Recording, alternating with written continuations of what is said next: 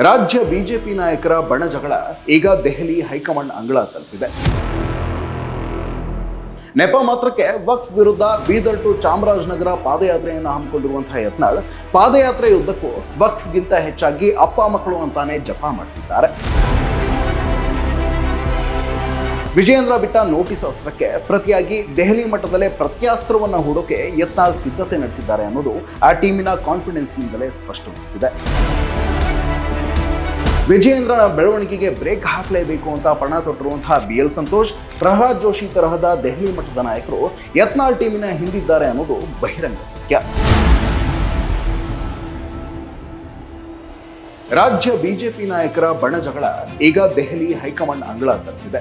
ಯತ್ನಾಳ್ ಮತ್ತು ವಿಜಯೇಂದ್ರ ಬಣದ ಕಿತ್ತಾಟ ಕಂಡು ಹೈರಾಣಾಗಿರುವ ಪಕ್ಷದ ಕಾರ್ಯಕರ್ತರಂತೂ ಇವರಿಂದ ನಮಗೆ ಮುಜುಗರ ಆಗ್ತಿದೆ, ಇವರೆಲ್ಲ ನಮ್ಮ ನಾಯಕರು ಅಂತ ಹೇಳ್ಕೊಳ್ಳೋಕೆ ನಾಚಿಕೆ ಆಗ್ತಿದೆ ಅಂತ ಬಹಿರಂಗವಾಗಿ ಅಸಮಾಧಾನವನ್ನ ವ್ಯಕ್ತಪಡಿಸುವಂತಹ ದುಸ್ಥಿತಿ ನಿರ್ಮಾಣವಾಗಿದೆ. ಪಾದಯಾತ್ರೆ ಹೆಸರಲ್ಲಿ ಹೋದೆಲ್ಲ ಯಡಿಯೂರಪ್ಪ ಮತ್ತು ವಿಜಯೇಂದ್ರ ವಿರುದ್ಧ ವಾಗ್ದಾಳಿಯನ್ನು ನಡೆಸ್ತಾ ಇರುವಂತಹ ರೆಬಲ್ ನಾಯಕ ಯತ್ನಾಳ್ ಅವರಿಗೆ ಬಿಜೆಪಿಯ ಶಿಸ್ತು ಪಾಲನಾ ಸಮಿತಿ ಶೋಕಾಸ್ ನೋಟಿಸ್ ಅನ್ನ ಜಾರಿ ಮಾಡಿದೆ.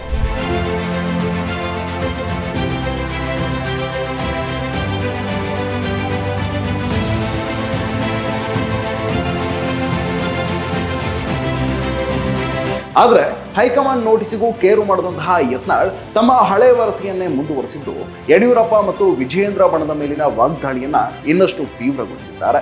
ಬಿಜೆಪಿಯ ಹಾರ್ಡ್ ಕೋರ್ ಹಿಂದುತ್ವದ ಅಜೆಂಡಾವನ್ನೇ ಪಾರ್ಟಿಯೊಳಗೆ ಮತ್ತು ಹೊರಗೆ ಡಿಫೆನ್ಸ್ ಶೀಲ್ಡ್ ಮಾಡಿಕೊಂಡಿರುವಂತಹ ಯತ್ನಾಳ್ ಯಡಿಯೂರಪ್ಪ ಮತ್ತವರ ಮಕ್ಕಳ ವಿರುದ್ಧ ಕುಟುಂಬ ರಾಜಕಾರಣ ಮತ್ತು ಭ್ರಷ್ಟಾಚಾರದ ಅಸ್ತ್ರವನ್ನ ಪ್ರಯೋಗಿಸುತ್ತಿರೋದು ಇದೇ ಮೊದಲೇನಲ್ಲ.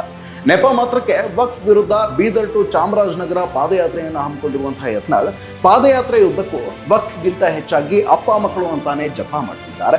ರೆಬಲ್ ಟೀಮಿನ ಸದಸ್ಯರಾದ ರಮೇಶ್ ಜಾರಕಿಹೊಳಿ, ಅರವಿಂದ್ ಲಿಂಬಾವಳಿ, ಕುಮಾರ್ ಬಂಗಾರಪ್ಪ, ಮಹೇಶ್ ಕಮಟಳ್ಳಿ, ಪ್ರತಾಪ್ ಸಿಂಹ, BP ಹರೀಶ್ ಮುಂತಾದವರು ಕೂಡ ಯತ್ನಾಳ್ ತಾಳಕ್ಕೆ ಹೆಜ್ಜೆ ಹಾಕ್ತಿದ್ದಾರೆ.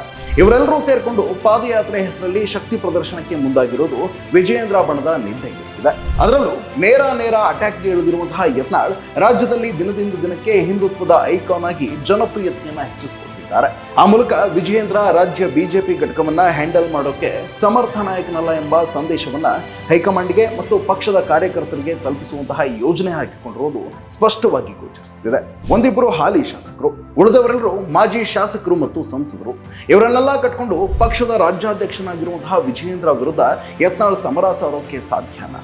ಈ ಪ್ರಶ್ನೆ ಸಹಜವಾಗಿಯೇ ಇರುತ್ತೆ.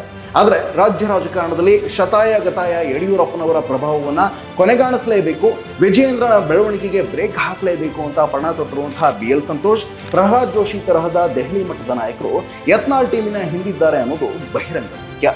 ನಮಗೆ ಹೈಕಮಾಂಡ್ ಬೆಂಬಲ ಇದೆ, ಇಲ್ಲದೆ ಹೋಗಿದ್ದಿದ್ರೆ ನಾವು ಪಾದಯಾತ್ರೆ ನಡೆಸೋಕೆ ಹೇಗೆ ಸಾಧ್ಯ ಆಗ್ತಿತ್ತು, ಜಗದಂಬಿಕಾ ಪಾಲ್ ಭೇಟಿ ಹೇಗೆ ಸಾಧ್ಯ ಆಗ್ತಿತ್ತು ಎನ್ನುವ ಯತ್ನಾಳ್ ಮಾತಿನ ಹಿಂದಿರೋದು ಇದೇ ಮರ್ಮ. ಹಾಗಂತ ಇದನ್ನೆಲ್ಲ ನೋಡಿಕೊಂಡು ವಿಜಯೇಂದ್ರ ಏನು ಸುಮ್ಮನೆ ಕೂತಿಲ್ಲ. ಯತ್ನಾಳ್ ಕಂಡ್ರೆ ಕುದಿಯುವ ವಿಜಯೇಂದ್ರ ಅವರ ರೀತಿಯಲ್ಲಿ ಬಹಿರಂಗವಾಗಿ ಹೇಳಿಕೆಗಳನ್ನ ಕೊಡದೇ ಇದ್ರು ಯತ್ನಾಳ್ ಅವರನ್ನ ಹಣಿಯೋಕೆ ಒಳಗಿಂದೊಳಗೆ ಹೊಂಚು ಹಾಕ್ತಾನೆ ಇದ್ದಾರೆ. ಆ ಸಂಚಿನ ಭಾಗವಾಗಿಯೇ ಇತ್ತೀಚೆಗೆ ವಿಜಯೇಂದ್ರ ಬಣದ ನಾಯಕರು ರೇಣುಕಾಚಾರ್ಯ ಮತ್ತು ಕಟ್ಟಾ ಸುಬ್ರಹ್ಮಣ್ಯ ನಾಯ್ಡು ನೇತೃತ್ವದಲ್ಲಿ ಯಡಿಯೂರಪ್ಪನವರ ಮನೆಯಲ್ಲಿ ಸಭೆಯನ್ನ ನಡೆಸಿ ಯತ್ನಾಳ್ ಉಚ್ಚಾಟನೆಯಾಗುವವರೆಗೂ ವಿರಮಿಸುವುದಿಲ್ಲ ಅಂತ ಪಣ ತೊಟ್ಟಿದ್ದಾರೆ.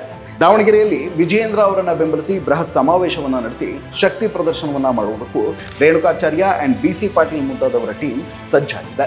ಈ ನಡುವೆ ದೆಹಲಿಗೆ ಭೇಟಿ ನೀಡಿದ್ದ ವಿಜಯೇಂದ್ರ ಪಕ್ಷದ ವರಿಷ್ಠರ ಬಳಿ ಯತ್ನಾಳ್ ಅಂಡ್ ಟೀಮ್ ಮಾಡ್ತಾ ಇರುವಂತಹ ಪರ್ಸನಲ್ ಅಂಡ್ ಪೊಲಿಟಿಕಲ್ ಡ್ಯಾಮೇಜ್ ನ ಬಗ್ಗೆ ವಿವರವಾಗಿ ವರದಿ ಒಪ್ಪಿಸಿ ಪಕ್ಷದಿಂದ ಉಚ್ಚಾಟಿಸುವಂತೆ ಒತ್ತಾಯಿಸಿದ್ರು. ಅಷ್ಟೇ ಅಲ್ಲ, ಯಡಿಯೂರಪ್ಪ ಮತ್ತು ವಿಜಯೇಂದ್ರ ಪರ ಇರುವಂತಹ ಸಂಸದರು ಎಲ್ಲರೂ ಸೇರ್ಕೊಂಡು ಕೆಲ ದಿನಗಳ ಹಿಂದೆ ದೆಹಲಿಯಲ್ಲಿ ಅಮಿತ್ ಶಾ ಅವರನ್ನ ಭೇಟಿಯಾಗಿ ಯತ್ನಾಳ್ ಮತ್ತವರ ರೆಬಲ್ ಗುಂಪಿನ ಮೇಲೆ ಕ್ರಮ ಕೈಗೊಳ್ಳುವಂತೆ ಮನವಿಯನ್ನ ಕೂಡ ಮಾಡಿದ್ರು.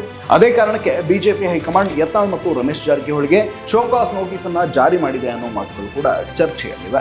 ಅಂದುಕೊಂಡಂತೆ ಯತ್ನಾಳ್ಗೆ ಶೋಕಾಸ್ ನೋಟಿಸ್ ಅನ್ನ ಕೊಡಿಸಿ ಕಮಕ್ಕಿಮಕ್ಕಂದ್ರೆ ಉಚ್ಚಾಟನೆ ಫಿಕ್ಸ್ ಅನ್ನೋ ಸಂದೇಶವನ್ನ ರವಾನಿಸಿದ ಖುಷಿಯಲ್ಲಿ ವಿಜಯೇಂದ್ರ ಇದ್ರು. ಆದ್ರೆ ಬಿಜೆಪಿಯ ಶಿಸ್ತು ಪಾಲನಾ ಕಮಿಟಿಯ ಲೆಟರ್ಗೆ ಸೊಪ್ಪು ಹಾಕದ ಯತ್ನಾಳ್ ನೋಟಿಸ್ ಕೊಟ್ಟ ಕೂಡಲೇ ಹೆದರ್ಕೊಂಡು ಯಡಿಯೂರಪ್ಪನ ಬಳಿ ಅಪ್ಪಾಜಿ ಅಂತ ಓಡಿ ಹೋಗೋ ಜಾಯಮಾನ್ದವನು ನಾನಲ್ಲ, ಅದು ಪಾರ್ಟಿಯ ಒರಿಜಿನಲ್ ಲೆಟರ್ ಅಂತ ಹೇಗೆ ನಂಬುವುದು, ರಿಜಿಸ್ಟರ್ ಪೋಸ್ಟ್ನಲ್ಲೋ ಅಥವಾ ಮೇಲ್ನಲ್ಲೋ ಲೆಟರ್ ಬಂದಿದ್ರೆ ಒಪ್ಕೋತಿದ್ದೆ, ಆದರೆ ವಾಟ್ಸಪ್ ಮಾಡಿದ್ದಾರೆ, ಅದು ಯಾರ ನಂಬರೋ ಏನೋ ನಂಗೇನು ಗೊತ್ತು, ಡೂಪ್ಲಿಕೇಟ್ ಇರ್ಬೋದು, ಅಫಿಷಿಯಲ್ ಆಗಿ ಲೆಟರ್ ಕಳಿಸಿದ್ರೆ ನಾನು ಅದಕ್ಕೆ ಪ್ರತಿಕ್ರಿಯಿಸ್ತೀನಿ, ನನ್ನ ಹತ್ರ ಉತ್ತರ ರೆಡಿಯಾಗಿದೆ. ರಾಜ್ಯದ ಬಿಜೆಪಿಯೊಳಗಿನ ಸದ್ಯದ ಪರಿಸ್ಥಿತಿಗಳನ್ನ ಕೂಡ ಹೈಕಮಾಂಡ್ಗೆ ಮನವರಿಕೆ ಮಾಡಿಕೊಡ್ತೀನಿ. ಅಪ್ಪ ಮಕ್ಕಳ ಹಾಗೆ ನಾನು ಅಡ್ಜಸ್ಟ್ಮೆಂಟ್ ರಾಜಕಾರಣ ಮಾಡಲ್ಲ ಅಂತ ಮತ್ತಷ್ಟು ಖಾರವಾಗಿ ಟೀಕೆಯನ್ನ ಶುರುವಿಟ್ಕೊಂಡಿದ್ದಾರೆ. ಈ ನೋಟಿಸ್ ವಿಚಾರ ಚರ್ಚೆಗೆ ಬಂದ ಬೆನ್ನಲ್ಲೇ ನೆಪ ಮಾತ್ರದ ಪಾದಯಾತ್ರೆಯನ್ನ ಅರ್ಧಕ್ಕೆ ಕೈಬಿಟ್ಟು ಫ್ಲೈಟ್ ಹಾಕಿರುವಂತಹ ಯತ್ನಾಳ್ ಅಂಡ್ ಟೀಮ್ ಇದೀಗ ದೆಹಲಿಯಲ್ಲಿ ಬೀಡುಬಿಟ್ಟಿದೆ.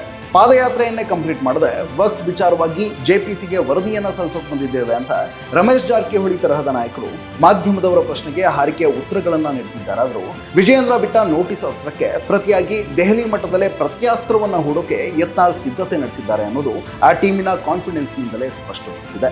ಈ ಕಾನ್ಫಿಡೆನ್ಸಿನ ಹಿಂದೆ ದೆಹಲಿ ಮಟ್ಟದಲ್ಲಿ ಯಾವ್ಯಾವ ಶಕ್ತಿಗಳು ಕೆಲಸ ಮಾಡ್ತಿವೆ ಅನ್ನೋದನ್ನ ಮತ್ತೊಮ್ಮೆ ಬಿಡಿಸಿ ಹೇಳುವ ಅಗತ್ಯ ಇಲ್ಲ. ಸದ್ಯಕ್ಕಂತೂ ಬಿಜೆಪಿಗರ ಈ ಬಣಜಗಳ ಮುಗಿಯುವ ಯಾವ ಲಕ್ಷಣಗಳು ಕಾಣಿಸ್ತಿಲ್ಲ.